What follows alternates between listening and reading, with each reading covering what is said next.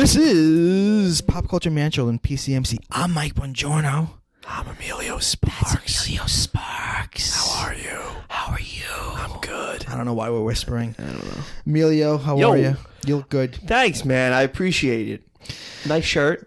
Thank you. It's the alien. It's the xenomorph from the Alien franchise, but he's wearing a tuxedo. I don't quite get what it means, but I like it. So you just won't say the alien from the Alien?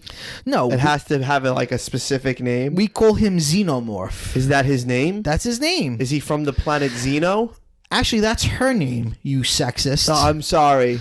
The I'm alien sorry. in the Alien movies is almost always a female. Really? Oh, Yeah. because they give birth. Mm-hmm. But maybe it's an asexual being that can reproduce. Well, it reproduces in a very weird way, which is it is an egg first, and then out of the egg comes the face hugger, and then that rapes your face and plants an alien in your belly, and then the alien bursts out of your belly, and then in like an hour, it grows from very teeny tiny to like the size of a lion. Wow. Have you not seen any of the Alien movies? Don't like them. You saw them and you didn't like them? No, they just look scary. The first one's kind of scary, but the second one's an action movie. You might like the second one. They're Space Marines. It's fucking awesome. Yeah? 2 is a ball. Okay. 2 is really fun. The first one's like trying to be scary, but the second one is directed by James Cameron, and it's like he just dialed up. Like he was like, no, there needs to be 100 aliens. There needs to be action. Was Sigourney Weaver in 2? Yeah. 1 is great. I love 1. 2 is so much fun. And then the series. How takes a many is decline. Sigourney Weaver in? She's in 3. 1, 2, and 3. What is- No. She's also in 4. She's in Resurrection? Yeah, right. But it's actually a clone of... She's a clone of the character she played in the first ones. Okay. But we don't know that to the end. Actually, I shouldn't shit on 3 because it's been so long since I saw it. I can't give a real assessment of it. I remember as a kid not liking it. But anyway, that's not what we're here for today. Well, I was going to ask you, what is Sigourney Weaver doing now? She's being a fucking icon. What do you mean? What is she doing now? Because I remember she was all over the place in the 80s. She still does things. She was she was in something recently. She's great. Oh, she was the narrator on the Dark Crystal series. Okay. She's a genre icon when you think about I think it. she's the sci-fi queen. I mean, Aliens, Ghostbusters, fucking what's the other one? The funny one, Galaxy Quest. She was great in Galaxy Quest. She's fantastic. She looks great too. Does she don't have an Academy Award. She was nominated for one, right? I don't know. All right, but enough of this riffraff. Okay. This is not the Sigourney Weaver appreciation episode. That will come.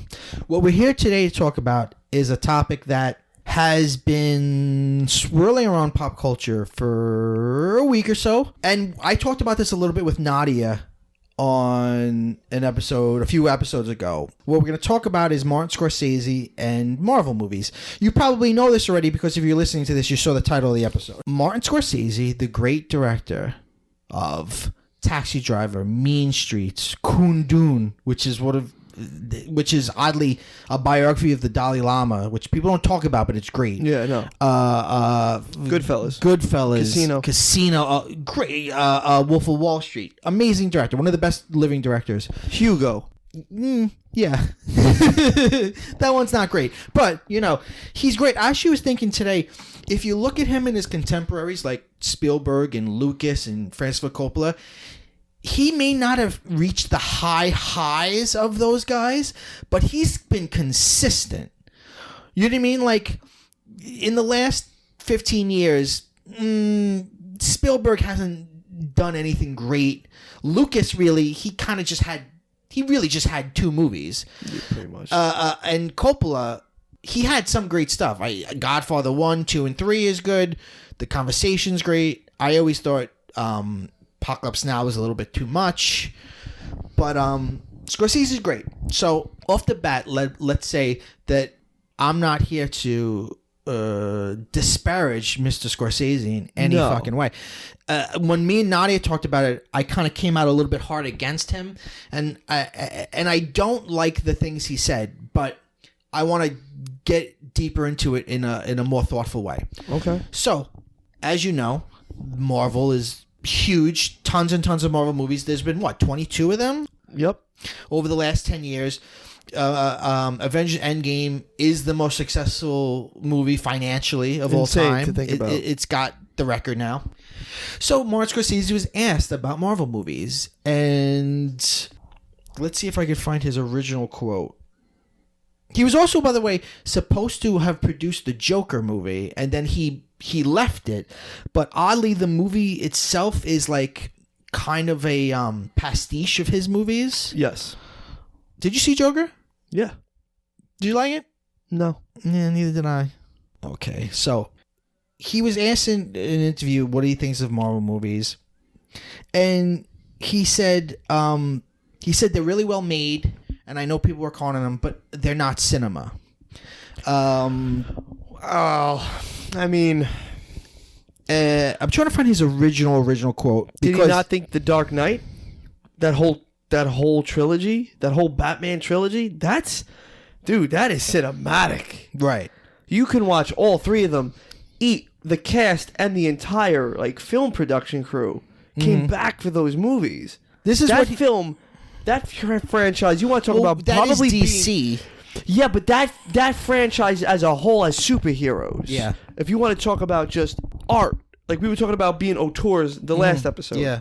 That is art at its finest. I agree with you. Like there are some shots in that movie. There are some shots in that entire franchise that are just beautiful. The skyhook scene? Yeah. But I would say, I agree with you, by the way, but I would say that the Marvel movies are good too. Let me read his original quote. I want to hear this quote because I don't think some of the Marvel movies are that photography-wise spectacular. No. I'm not here to defend Marvel movies, but I have a very particular argument against this quote. Basically, this is kind of, it started off as an offhand comment and then kind of blew up. Yeah. Because he has a new movie coming out, The Irishman. So Scorsese said about the Marvel movies, quote, "I tried, but that's not cinema. Honestly, the closest I can think of them, as well made as they are, with actors doing the best they can under the circumstances, is theme parks. It isn't the cinema of human beings trying to convey emotional, psychological experiences to another human being." That was his quote, and that bothered some people. And other people jumped in. James Gunn, the director of Guardians of the Galaxy, said, I love Scorsese. He's one of the best living filmmakers. It makes me sad that he's judging my movies without having seen them. I mean, does he have a creative license to do so because he is so renowned? Yes. But also I think just as a person he has a right to Oh, yeah. But at what point when you reach his level... is it, well, you have an opinion, you're a hater? Then Francis Ford Coppola came out and said these movies are despicable, and I'm not quite sure what he meant by that. Yeah, I don't get that one at all. And every podcast talked about it, all YouTube, so everybody was talking about it, and it was interesting because you saw something fascinating happen, which was a renowned auteur, high art filmmaker. He got his first real taste of fandom culture and what the people online, you know what I mean, that sort of, he dealt with neckbeards. He went to Neckbeardistan and he's never been there before. No. And it came to a very weird thing, which is he wrote an op-ed for the New York Times where he wanted to explain what he meant, and I think it's worth reading. So let's read that. Please do. And I think it's, by the way, very well written. And he's a brilliant man. And he probably knows more about movies than any one of us. But that's part of what pisses me off about it. I think because he over-intellectualizes the product. My problem was, and I'll repeat it because this is what I said to Nadia, calling them theme parks and saying, to me, if you look at the history of cinema, which is a history he knows very well, one of the things that movies are, and movies can be a lot of different things, one of the things they are escapist fantasies. When you think about the Nickelodeons of the 1909 to 1911 it was really the first popular space for movies in America. And it was where immigrants went. It's where working class people went. You paid 5 cents and you got 2-hour break from your miserable fucking life. Okay? You went in and you watched Charlie Chaplin do something funny, or you watched something amazing. And, you brought up he made Hugo, and Hugo is about George Méliès, who, if George Méliès were alive, he would love Marvel movies. That's what he was making. He was making Marvel movies before there were Marvel movies, before he could make Marvel movies. So my big argument against this was not that he doesn't have a right to say it, and not that he's right about Marvel movies. I think he is right about Marvel movies. My big gripe was, you don't get to say what cinema is. You don't get to define a medium in a very narrow way, because cinema is a lot of different things, and it has historically been a lot of different things. And his movies are as much cinema as fucking Joe Dirt. Okay, it's cinema. In some ways, the funny reaction Robert Downey Jr. had, where he said, well, they play them in movie theaters, that was a sort of funny, pithy answer. But in some ways, I think there's some brilliance to that, because, yeah, it is cinema. Do they make too many of them? Yes. Is it exhausting? Yes. Does it suck that a great filmmaker like him has to make a Netflix movie instead of getting a wide release? Yes. But I also think... Yeah, but he also beats a dead horse in a genre that had its time and ran its course. Right. He can be a little repetitive. He's just as guilty as the Marvel movies. Right. Also, what he describes as cinema, I feel, is very, very vague. Saying the cinema of human beings, what do you mean by that? There are human beings in Marvel movies. I cried in Endgame. At a scene I didn't think I was going to cry at, when Ant-Man went to his daughter, and his little daughter is a big part of those movies. He goes to his daughter, and she's an adult now, and he missed her growing up, and he's heartbroken. That made me cry, because I have been with that character for 2 movies, and now seeing him in this 3rd movie and seeing his central motivation, which is his daughter, seeing that he missed a big part of her life, I found that emotional. That's human. It is. Or you know what? Let's go to his op-ed piece, and we could do meta commentary on it as it goes, as we read along. Opinion. Martin Scorsese. This is in the New York Times. Martin Scorsese. I said Marvel movies aren't cinema. Let me explain. Cinema is an art form that brings you to the unexpected. In superhero movies, nothing is at risk, a director says. So this is by Martin Scorsese, published on November 4th of 2019. When I was in England in early October, I gave an interview to Empire magazine. I was asked a question about Marvel movies. I answered it. I said that I've tried to watch a few of them, and they're not for me. That they seem to be closer to theme parks than they are to movies, as I've known and loved them throughout my life. And that, in the end, I don't think they're cinema. Now, let me interject already. This is another problem I have with this, which is I don't think you get to judge things you haven't seen. Yeah. That's a big thing. I know he says he's tried to watch some, and that's fine. If he says, I tried to watch Ant-Man and I don't think it's good, fine. But watch Iron Man 1. Right. To take 22 movies and say they're not cinema, I don't think they are. I mean, what filmmaker could sanction this? You don't get to judge things that you haven't watched. That's just criticism 101. Going back to the article. Some people seem to have seized on the last part of my answer as insulting or as evidence of hatred for Marvel on my part. Characterizing my words in that light, there's nothing I can do to stand in their way. Many franchise films are made by people of considerable talent and artistry. You can see it on the screen. The fact that these films themselves don't interest me is a matter of personal taste and temperament. I agree. It is. He has every right to not like these movies. Everybody has any right to not like these movies.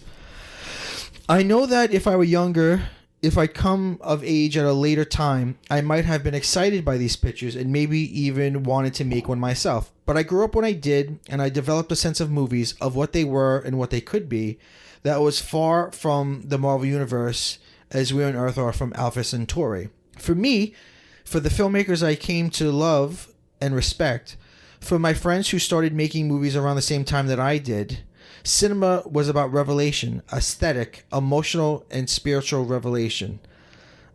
Again, that's a. I don't That's think what I'm saying. Like, wait, you don't get an emotional, spiritual revelation from watching a comic book movie? It's bad rhetoric to use platitudes that are vague to try to build an argument, because there's no way to fight against them. You understand? To say, oh, I like cinema that's about revelation, so I don't like Marvel movies. Is he attacking Marvel, or is he just attacking the superhero genre as a whole? It seems like it's the superhero genre, but it's honed in on Marvel movies. It was about characters, the complexity of people, and their contradictory and sometimes paradoxical natures. Iron Man is oh my god, an alcoholic, self-centered billionaire, egomaniac who made money off of profiteering off war, and then tries turns to change against a heart. Yeah. Anyway, going back to the article, the way they can hurt one another and love one another and suddenly come face to face with themselves. It was about confronting the unexpected on the screen and in the life it dramatized and interpreted, and enlarging the sense of what was possible in the art form. And that was the key for us. It was an art form. There was some debate about that at the time, and we stood up for cinema as equal to literature or music or dance. And we came to understand that art could be found in many different places and in just as many forms. In The Steel Helmet by Sam Fuller, in Persona by Ingmar Bergman, in It's Always Fair Weather by Gene Kelly and Stanley Donen, and Scorpio Rising by Kenneth Anger, in Viva Save by Jean-Luc Godard. I don't know that Godard movie. I'm probably saying that wrong. And The Killers by Don Siegel. That's a great movie. Okay. The Killers is great. Here he's talking about something historical that is true, which is there was a time where cinema wasn't thought of as art. And this is where the auteur theory comes from, because people saw film as an industrial product. It comes off an assembly line. Hundreds of people make movies. Therefore, entertainment. They're fodder. They're Coca-Cola. So the auteur critics thought the way to prove to culture that movies were art was that you need an artist for art. So they took cinema and they boiled it down to this idea of there's one voice, and that's the important voice. This is what the American critic Pauline Kael didn't like, and this is what I agree with her on this. I think films are art, but I also think there are a lot of other things, and movies are collaborative. I am not an auteur person. It takes hundreds, sometimes thousands of people to make a movie. And I feel like the auteur theory tries to ignore that. But again, like I said in the last episode, what people don't understand about the auteur theory is the auteur theory is founded by French critics who were watching golden age of Hollywood movies after World War II, after the embargo. You know, during World War II, when the Nazis had control of France, you didn't have anything except Nazi movies and German movies, which are all about people climbing mountains. So after the war's over, all of a sudden, all these American movies start flooding in, and young people that are maybe in their late teens, early 20s, they've not really seen any good movies. And then all of a sudden, you're seeing Hitchcock and John Ford and Orson Welles, and it's like mind-blowing. But those critics, what they were saying was, what makes an auteur is someone inside of that machine still making art, right? The auteur theory has been bastardized because those film critics from France then influenced American film critics, and then that influenced American film schools. And then those people grew up, and they grew up saying, I'm an auteur. Yeah. I get to say whatever I want. I'm the artist here. And the auteur theory is a critical theory. It's not a mode of making movies. It's a way of looking at movies. So, in fact, I could say that James Gunn is an auteur because in this big old machine of Disney and Marvel, of having to put a post-credit scene that leads to another Marvel movie, of having to do what Kevin Feige says he's allowed to do. Within that, there's an aesthetic and a vision coming through. That is more the true definition of auteur than a Scorsese movie. Because a Scorsese movie is a movie where he gets to do and say whatever he wants. He gets full control over the editing, the music, everything. It's always the same Rolling Stone song. But I'm not even putting down his movies. I like his movies, but what I'm saying is the auteur theory isn't I am the captain of the ship, I get to do whatever I want. The auteur theory in its most pure original essence is can artistry exist within the industry? Yes, but maybe how he feels is that if you're going to use computer-generated everything, why do you even need a director? Maybe something takes away from the elements of film. Well, maybe that's he's like a saying, traditionalist. Well, that's like saying, during the Golden Age of Hollywood when Westerns were really, really popular. And they were singing cowboy Westerns and drama. There was even different genres of Western. Someone like John Ford made over 100 movies. He made, there's no other director that made that many movies. But we think of him as an auteur because within that system, he was able to... He made some of the best Westerns of all time. Right. But they still had to have Western elements. They still had to be what the studios wanted them to be. And what the audience was expecting from Westerns. So, I don't think you could just push a button and a Marvel movie comes out. I think you do need... Yes and no. I agree to disagree. Okay. I feel that you and I could probably direct a Marvel film because there is a system in place to make sure that they aren't a flop. I think that it's actually probably very difficult to direct a huge movie because you have to be running all these different units and departments.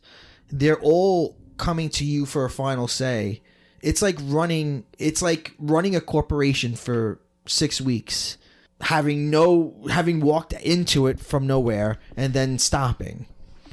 I mean, think about what it must be like to make a Marvel movie. You've got to deal with the costumes, you got to do with the actors, you got to do everything. You got to answer a million questions a day. I'm not saying that it makes them great artists. I'm saying that it's probably very difficult. But I also think there is a system of people in there to also ensue that this shit gets done. Right. But the responsibility doesn't fall squarely on the director. I think films like a Scorsese film, it falls directly on his shoulders.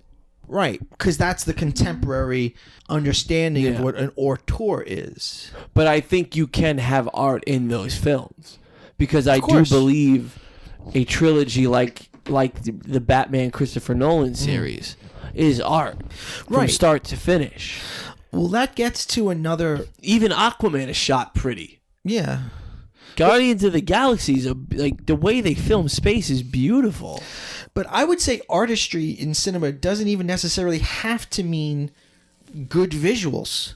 I think with those movies you need good visuals. Right, but I'm saying... Which makes them kind of artistic in their own way. Right, but because Marvel has a distinct feel, but also at the same time, too, you have to have a certain level of individualism.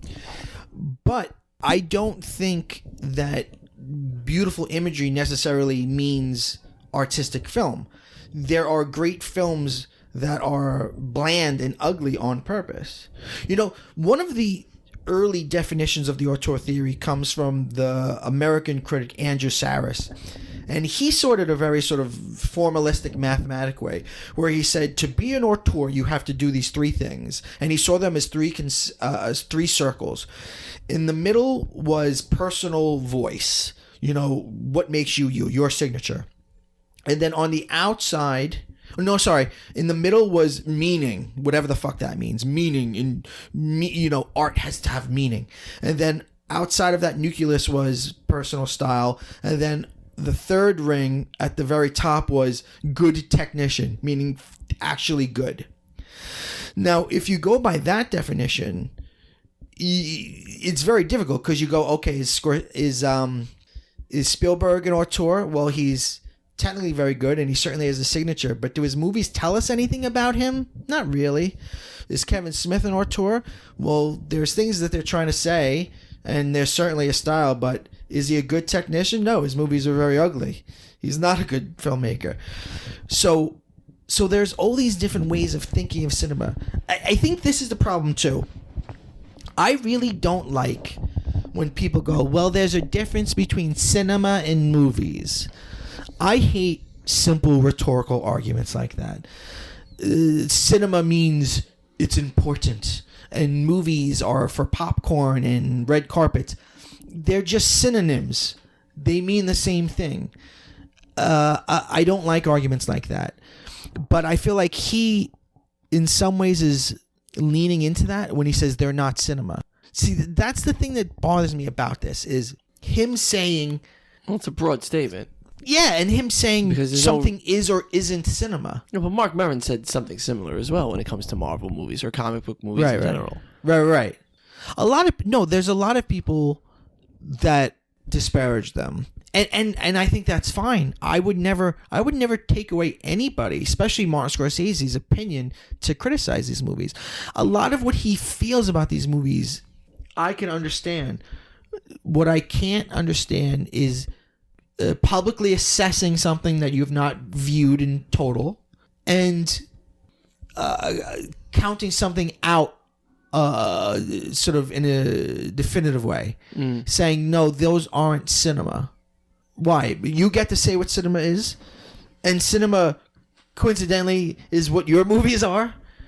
You know, I could say cinema historically has been escapist. We live in a tough world. In tough times, you see more fantasy, right? Star Wars comes out of Vietnam. We've been at war in the Middle East for 20 years. America has been at war for a long time. From 9/11 to now has been a fucking nightmare. Yeah. And you can't look at superhero movies and not see that they are a reflection of our fears and our anxieties and our hopes and trying to get away from the nightmare that life is. Okay? So to act like they are candy, to act like they're unimportant, is to not understand what cinema is. It's not like cinema was always this important thing and now it's frivolous. There's always been a frivolity to it. There's always been a part of cinema that is just escaping life, escaping how shitty things are. Like George Méliès's films. All right, let me get back to... Yeah, I want to see how he ties this up. So, quote, and in a way, certain Hitchcock films are also like theme parks. I'm thinking of Strangers on a Train, in which the climax takes place on a merry-go-round at a Rio amusement park. And Psycho, which I saw at a midnight show on its opening day, an experience I will never forget. People went to be surprised and thrilled, and they weren't disappointed. 60 or 70 years later, we're still watching those pictures and marveling at them. But is it the thrills and the shocks that we keep going back to? I don't think so. The set pieces in North by Northwest are stunning, but they would be nothing more than a succession of dynamic and elegant compositions and cuts without the painful emotions at the center of the story or the absolute lostness of Cary Grant's character. The climax of Strangers on a Train is a feat, but it's the interplay between the two principal characters and Robert Walker's profoundly unsettling performance that resonate now. Some say that Hitchcock's pictures had a sameness to them. And perhaps that's true. Hitchcock himself wondered about it. But the sameness of today's franchise pictures is something else again. Many of the elements that define cinema as I know it are there in Marvel pictures. What's not there is revelation, mystery, or genuine emotional danger. Nothing is at risk. The pictures are made to satisfy a specific set of demands, and they are designed as variations on a finite number of themes. Again, how then are contemporary superhero movies any different from classic Hollywood era westerns? They are abundant. They all have the same themes. They all deal with issues of violence and masculinity. But you could also talk about his mafia films. Mm-hmm. Everything that you just mentioned can tie into Goodfellas, Godfather, Casino, even though he didn't do Godfather, Mean Streets, all of that. Yeah, you're right. He's made several movies about organized crime. Did he do Donnie Brasco? No. But he almost created a genre in a sense. I mean, talk about a sameness. I think. But I love his think where The movies. Godfather ends with with Francis Ford Coppola, I think Scorsese films pick up and they get way more violent, and that male masculinity aspect of those films are increasingly intensified. And it's a lot of music and defining the era by fashion and a cinematic style and a lot of montage. Yeah. I mean, from Goodfellas, even Wolf of Wall Street, I would say, is one of them, even though it's not technically organized crime. Oh, it is organized crime, but it's not the mafia. But again, I love those movies. It's just the way what he's saying Marvel doesn't have. It's like saying something doesn't have heart. Like, well, what the fuck does heart mean? Like, it doesn't have revelation in it. Well, what do you? But again, I think define that he won't, though. He won't, because it's all up for interpretation. Is there any revelation in a Marvel film for you? I don't know what he means by revelation, to be honest with you. Well, if you had to define it. If revelation is showing me something I haven't seen before, I'd say that the first Iron Man movie felt that way. Agreed. That first Iron Man movie, to me, is the best. I think it's the best Marvel movie that they made as a individual superhero film. Everybody likes to say Captain America and then Black Panther. But I say it goes Iron Man, Black Panther, then Thor. I don't even like Black Panther that much. I find it too formulaic. So I could see some of his argument. It is formulaic. But I also would never say... That's like saying I love jazz and you like rap. Well, rap isn't music because I don't like it. Yeah. You don't get to say what is or isn't. Going back to his article, he says... They are sequels in name, but they are remakes in spirit. And everything in them is officially sanctioned because it can't really be any other way. That's the nature of modern film franchises. Market research, audience tested, vetted, modified, re-vetted, and re-modified until they're ready for consumption. This is what drives me crazy. How does he not see that that is exactly what American cinema was like before the age of new American cinema with him and his cohorts? That is exactly what the Westerns were. That's exactly what the old musicals were. They were created in a machine for entertainment. Some of them were bad, some of them were great, and then some of them were extraordinary. You know what? I'd say a lot of them were bad. And the ones that were great were the ones where there was an artist inside of them that can make them pop out. I agree. Way. Another way of putting it would be that they are everything that the films of Paul Thomas Anderson or Claire Denis or Spike Lee or Ari Aster or Catherine Bigelow or Wes Anderson are not. When I watch a movie by any of those filmmakers, I know I'm going to see something absolutely new and be taken to the unexpected and maybe even unnameable areas of experience. My sense of what is possible in telling stories with moving images and sounds is going to be expanded. Again, that's wonderful, and I also like that from films. But I also sometimes like to watch the same movie a million times because it makes me feel comfortable. Yeah, I can watch Rocky all day. I don't think I would define a movie as something that has to show me something different. Maybe it is for him. So you might ask, what's my problem? Why not just let superhero films and other franchise films be? Yeah. The reason is simple. In many places around this country and around the world, franchise films are now your primary choice if you want to see something on the big screen. It's a perilous time in film exhibition, and there are fewer independent theaters than ever. The equation has flipped, and streaming has become the primary delivery system. Still, I don't know a single filmmaker who doesn't want to design films for the big screen to be directed before audiences in theaters. He's right, but again... See, this is something that I think some of my real filmist cinephile friends would disagree with me upon, which is I don't necessarily... If movies in theatrical exhibition are all going to be these big, spectacular things, then fine, I'm fine with that. If I want something different, I'll read a novel. If I want a film that is more along with what Scorsese wants, I'll watch it on Netflix. To me, I don't bemoan that we're not seeing in theaters smaller things, which, by the way, we are still. there are independent movies that come out all the time. Yeah, it's Some of just the you're just people- not paying attention to them. Right. Some of the people that he just talked about have made great movies. I don't know. I think that you become old when you see change and fear it and see it as a degradation Well, I rather don't- than step back and sort of objectively look at things. Because movies will be something different in 10 years and there'll be something different in 20 years. Yeah, but I don't think he's worried. I don't think he fears the state of cinema or where cinema will be. It seems like he does. He seems to be saying... I just think honestly, he's just- what he seems to be saying is... Here's my opinion. This is how I feel about it. Now let me go on like this big like dissertation in the New York Times. Well, this is what I think he's saying, and it comes out in this next segment. He basically says where this argument's coming from and where this bitterness is coming from. Quote, "That includes me. I'm speaking as someone who just completed a picture for Netflix.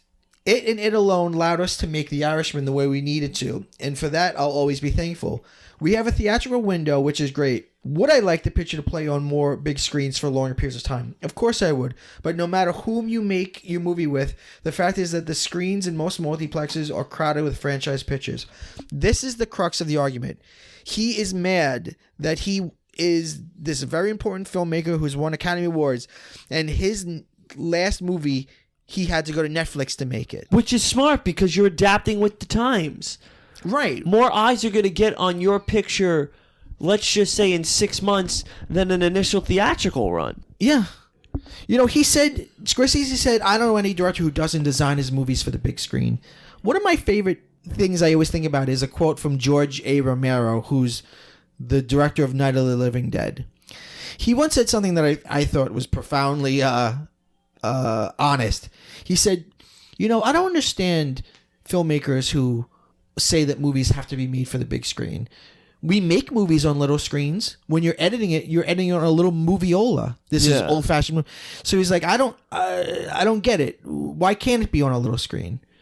And I always loved that thought because it was so not pretentious. Yeah, I watch good movies on Netflix all the fucking time. First of all, TVs are amazing now.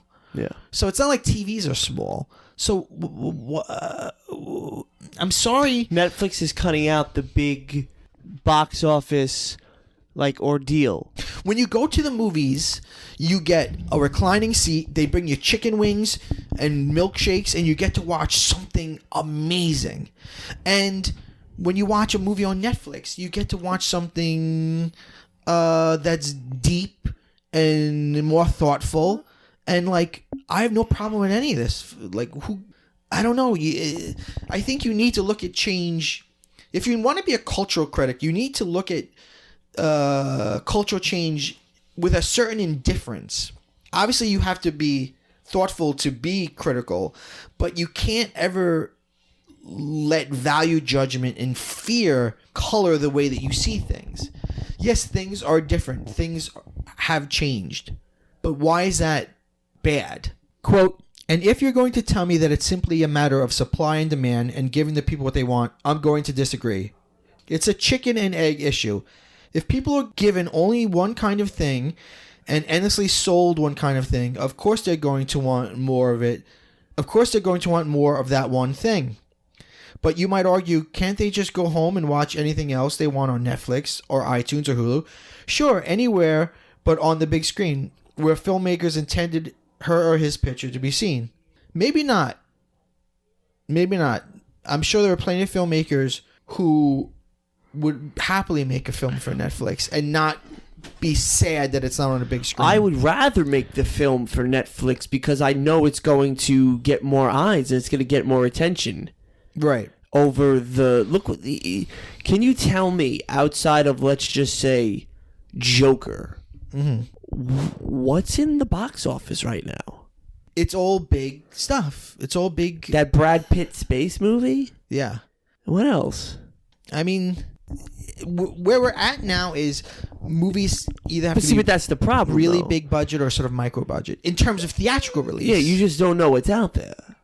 From a big budget, from a AMC or a Regal Cinema or a Alamo whatever, you have no idea.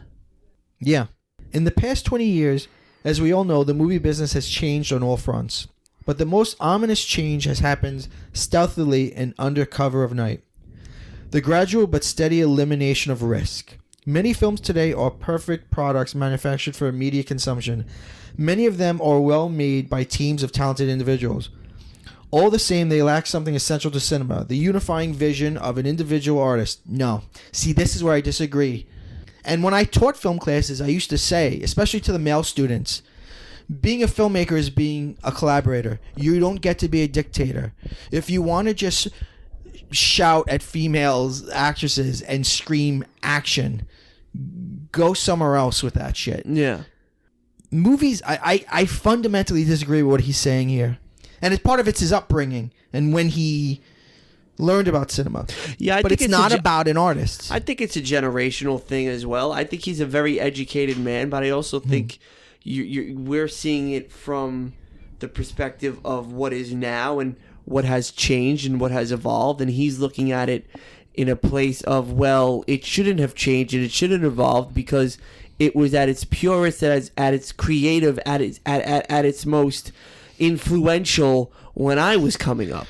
Right. Any argument that says, things are bad, I'll tell you when they were good. When I was young and I felt good and life was ahead of me. That always says more about you than what was going on within society. Yeah. He's coming from a place of I, not a place of we. Also, he's friends with George Lucas, and he's very carefully not, when he's talking about his generation, he's very carefully not mentioning that someone from his generation, you could argue, is the reason for all of this change. Yes, but also at the same time, too, nobody was doing the type of movie that Lucas did. No, it was this amazing thing when it first happened. Yeah. But Star Wars, you could argue every movie is Star Wars now. Every big movie that you see in a theater. See, I think exhibition is... I think there's so many ways to watch movies. I think you can watch a movie in a movie theater. You can watch a movie high with your friends on a couch. You can watch a movie cuddling with your girlfriend. You can watch a movie drunk. You could watch a movie... one of the best screenings I ever had was I was high on weed, and me and my cousin watched Billy Madison on one of those screens on the back of like a chair, like in a van. And it was one of the best times I ever watched a movie. Really? Yeah. But also seeing, I tell you what, one of my favorite times ever watching a movie was a midnight showing of Bringing Out the Dead, a Martin Scorsese movie that a lot of people don't talk about. And it's a very dark movie. It's a very dank, cold movie. And I love it. But it is as important to me as, any of these other ways of watching movies.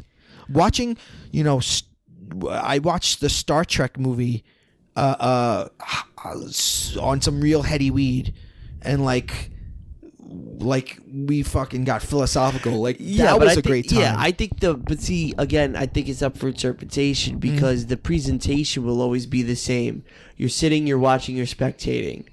Then afterwards, you're getting together in a group, and you're saying what is, what was, what could be, what's next. Mm-hmm. And I think with how we're going and where it's going. Mm-hmm. You're cutting out, or you could cut out if you wanted to, big box office, and there wouldn't be no issue. I guarantee you that if Marvel did a deal with Netflix and the next big Marvel movie was on Netflix, it would do huge numbers. It would probably crash the network. Right. He's saying that it's not a matter of supply and demand, but what I think he's not realizing is the reason why movie theaters have to show these gigantic movies to make money. Well, no, it's because there is so much other stuff. Movie theaters are competing against your phone. They are competing. And by the way, despite all you hear about movies, movies are not the pastime that they once were. No. They're not as popular as they once were. That's why they're putting in chicken fingers and reclining chairs and the chair that vibrates with the sound. They got to give you the amenities of home so that way you can come have home here. Right. So you can't be mad at the theatrical industry the exhibition industry and go, oh, you're not showing the right movies. They're trying to survive. Yeah, well, maybe if they tone down the prices a little bit too, things would change. Right. Well, that's true. So he says, because, of course, the individual artist is the riskiest factor of all. I'm certainly not implying that movies should be subsidized art form or that they ever were. When the Hollywood studio system was still alive and well, the tension between the artists and the people who ran the business was constant and intense. But it was a productive tension that gave us some of the greatest films ever made. In the words of Bob Dylan, the best of them were heroic and visionary. See, this is what I'm talking about, but to say, well, it was good then and not good now. How dare you say that? How dare you say that it was productive then and not now? It's not productive that you've got, Marvel saying movies have to be a certain way, and then someone like James Gunn bringing his sort of subversive comedy in and making Guardians of the Galaxy. Yeah. Today the tension is gone, and there are some in the business with absolute indifference to the very question of art and an attitude toward the history of cinema that is both dismissive and proprietary. A lethal combination. The situation, sadly, is that we now have two separate fields. There's worldwide audiovisual entertainment, and then there's cinema. They still overlap from time to time, but that's becoming increasingly rare. And I fear that the financial dominance of one is being used to marginalize and even belittle the existence of the other. For anyone who dreams of making movies or who is just starting out, the situation at this moment is brutal and inhospitable to art. And the fact of simply writing those words fills me with terrible sadness. And that's the end. Get over yourself. I don't think any of us get to say what art is or cinema is other than for ourselves. And I feel like his argument is coming from a sort of angry old man place. And it's coming from a place of I just don't anger at him not having the actually, he still has autonomy, but anger of not getting a huge theatrical release. That's what's really... That's what it comes down to. He wanted The Irishman to be... He wanted a budget that he wanted. He wanted to be able to do whatever he wanted with it. And then he wanted a huge release. It doesn't happen. And you're using guys that... I don't want to see Pacino, De Niro, Pesci. I don't want to see these guys no more. Mm-hmm. I don't want to see them. If they're doing the same role over and over again. Robert De Niro is a character of a character now. That's it. I don't want to hear him do it. And De Niro and Pacino have made like 4 movies together now. The thrill of them being together on that screen it was is over. in Heat is, it's over. The only thing that I do like is that Pesci came out of retirement for this one movie. Yeah, and I like Joe Pesci a lot. And by the way, I haven't seen The Irishman. I bet it's fucking phenomenal. Yeah. Because Scorsese makes great movies. I don't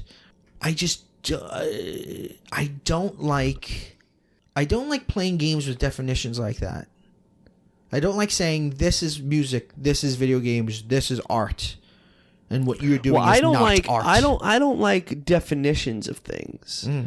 Like, don't try to put the shit in a box. Like, it's funny. I always make this joke. It comes down to like that episode of Saved by the Bell when Lisa wants to date the nerd, right? But he's like that really smart, good looking, like nerdy type. Yeah. And she changes for him and starts to read books and quotes. And she's like, what is art? Are we art or is art art? And, I kind of think what is art, are we art, is art kind of applies here because how are you, what's the definition? To me, everything is evergreen. And how you present it or put a spin on it is up for your interpretation alone. I could consider Rocky 1 art. Some people might not. Some people might consider Mutiny on the Bounty starring Clark Gable as art. Right. I don't. Some might consider... I mean, you could some people go to MoMA and they go, none of this is art. What's in the Met is art. This is all, what Rothko's doing and Duchamp. None of this is art. Yeah. And I would disagree. That it's all subjective and how it's presented to us, how we ingest it, and then how we bring it back out into the world is why you consider things to be art. Yeah. What's art to you might not be art to somebody else. Like, I could sit there and watch It's a Wonderful Life and I think it's art, but somebody might not. Yeah. But that's his hard thing because it's like, in a non-philosophical way, in a non-pretentious way, like literally, how would you define art? Like representations of images? Like, you know what I mean? What is art? I think everything has to fire on all cylinders. You have to have that checklist going down. Good cinematography, good music, good actors. The proper use of space. Yeah. But even in that definition, your subjective perspective crept in. Look, here's one simple way to look at it as an equation. I mean, there is a subjective aspect to all of this. Oh, no, of course it is. Here's, I think, a simple way of thinking about this whole argument. Life is hard, right? So let's say life is X. Scorsese's saying movies need to look at and deal with X. And Marvel's saying movies need to get your mind off of X and give you a break from X. And those two things and that rotation, that oscillation, has been what the history of cinema has been about. You have, the Easy Rider, Raging Bull period of new American cinema, and then that ends with Star Wars. Because we went from let's deal with X to let's get our mind off of X. Yeah. Either one of those is movies or cinema or whatever you want to call it, or film pitches. He's basically going, they don't make pitches like they used to. Well, everybody, I think we've said our piece. Oh, I think. This is Pop Culture Man Children, PCMC. I'm Mike Bongiorno. I'm here with my good friend Emilio Sparks. I probably won't watch The Irishman. You can follow Emilio Sparks on everything. You can follow Pop Culture Man Children on Instagram at Pop Culture Man Children. And you can listen to Pop Culture Man Children anywhere podcasts are available. Yeah, everywhere? Everywhere. This is art. Yeah, I think so. This is art. We end every episode by quoting the drummer from the Electric Mayhem, Animal. Go bye-bye. Go bye-bye.